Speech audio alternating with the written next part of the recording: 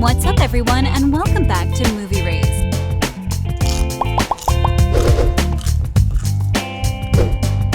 From a reference to Princess Diana to a major hint that was given way back in Season 1, Scene 1, Bridgerton is officially back. Season 2, the most talked about show on Netflix, was released on March 25th. And before you binge watch it in a day, check out these amazing things only real fans noticed. Warning, major spoilers are ahead. The carefully chosen themes, quite similar to Gossip Girl if Gossip Girl was set in the 1800s, the popular Netflix show follows numerous members of London's high society in the 1800s. There are the flawless Bridgertons, the Featheringtons, the Duke of Hastings, and, well, the British royal family. It's understandable to miss a lot of things in the series, some of them being tiny details and the others, well, huge things we can't believe we missed. The creators have spent a lot of time working on so much attention to detail. For instance, not so many fans know that for each ball, the show's creator and executive producer, Chris Van Dusen, asked the creative team to make the ball according to a specific theme. This means that all sets are in harmony with the dresses worn by both the lead actress and the background ensemble and are coordinated with makeup and hair. Hughes Jones said in an interview with Elle Decor, "This is quite interesting because now you can unsee the resemblance between the costumes and the background. Have you guys noticed this before? Let us know." To be fair, a lot of fans noticed this major hint that occurred way back in the show's first episodes. They, however, noticed it once they watched the show for the second time. We're talking about the true identity of the mysterious Lady Whistledown. In fact, if you're one of those eagle-eyed fans, you might have realized her true identity as early as in Episode 1, Scene 1. Lady Whistledown is one of the key characters in Season 1. She is the writer who narrates the series, often getting involved in events she has no job getting involved in. The show focused on Whistledown's identity for the entire season, only for fans to discover at the end of Season 1 that Lady Whistledown is the lovely, kind Penelope Featherington, played by Nicola Coughlan. You see, a lot of fans were surprised when Coughlan revealed the major hint on her Twitter account. "Okay, I'm just curious," she wrote. "Has anyone spotted the massive Easter egg about Penelope in the very first scene of Bridgerton?" And then she revealed that when she filmed Penelope's first scene, she chose a prop, adding that the massive feather shared a resemblance with a quill. This photo features Penelope with a yellow feather in her hair. We all should have paid a lot more attention. When we said the creators put a lot of efforts into details, we really meant that. The show's hair and makeup designer did an interview with Glamour, and according to him, Penelope's curls are made in order for the character to have a youthful look. On the surface, she's a vulnerable character, but we know deep down that isn't the case, he said. "Can we please acknowledge that Nicola is 35 years old? She looks like she's in her 20s. Don't you agree?"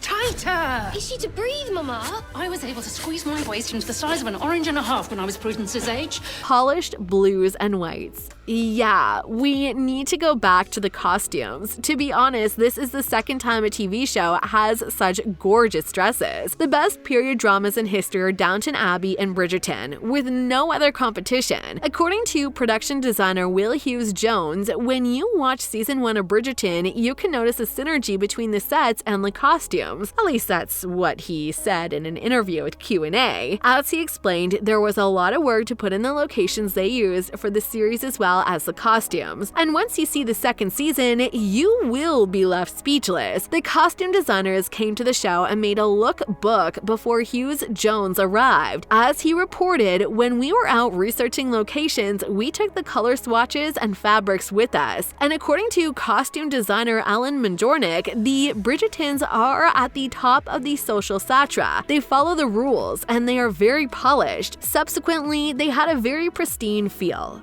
In honor of Princess Diana. Here's a thing you definitely miss. The Bridgerton home is in fact a nod to Princess Diana's childhood home. We also had no idea until director Chris Van Dusen used his Twitter account to tell us about it. Way before she married Prince Charles, Princess Diana lived in Althorpe, her family's mansion in North Hampshire. He also used the estate to get inspired while thinking of what Bridgerton's home will look like. He took great inspiration from the grand staircase in North Hampshire's mansion mention. Before we continue with details only fans notice, make sure you smack that like button if you haven't done it already. Wildest Dreams. Since the show is set in the 19th century England, viewers didn't expect to hear Taylor Swift's tunes in season 1. The thing is, not everyone believed they were hearing Taylor Swift and even Ariana Grande. This is thanks to the amazing remix made by Shonda Rhimes production. Ariana's Thank You Next can be heard during the first ball of the premiere of season 1. You can hear Taylor Swift's Wildest Dreams during a scene between Simon Bassett, played by Regé-Jean Page, and Daphne Bridgerton's, played by Phoebe Dynevor. Other songs used for the show are Billie Eilish's Bad Guy, Shawn Mendes's In My Blood, Maroon 5's Girls Like You, and Strange by Celeste. Do you guys wish for more trendy songs in the second season of the series? If you've already binge-watched season 2, share some of the modern songs you detected.